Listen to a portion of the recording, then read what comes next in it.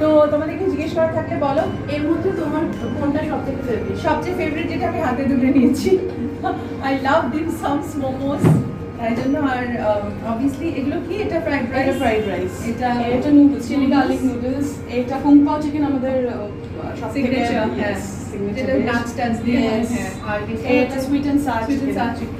তো দেখতেই পাচ্ছ দারুণ প্লেথরা অফ মানে ফুড, খুব ভালো ভালো মেনু আছে। মাদার্স ডেতে মা বাচ্চারা সবাই এসে যেন এখানে আনন্দ করে। তবে একটা কথা বলতেই হবে যে দাবারও দেখতে যেন কেউ না ভোলে, দাবারও দেখে তারপরে মাদার্স ডেতে খেয়ে তারপরে যেন বাড়ি যায়, কি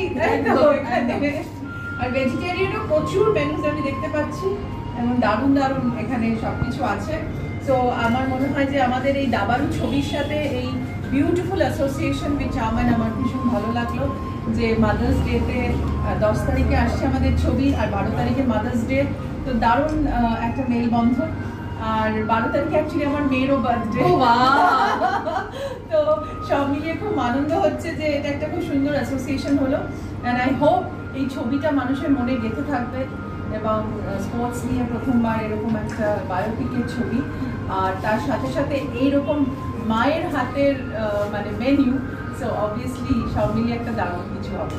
এবং মাদের যেটা বললো যে ইটস মানে দেবার অনন্যা বললো যে মাদের কন্ট্রিবিউশন ইমেন্স, মাদের কন্ট্রিবিউশন কখনো ফ্যাদম করা যায় না, মাদের কন্ট্রিবিউশন কখনো মানে আমরা মেজার করতে পারি না, সেটা এতটাই সাইলেন্ট আর এতটাই ডিপ। তাই মাদের যেন আমরা চিরকাল এরকমভাবেই সম্মান করে যাই, এটাই আমি চাই।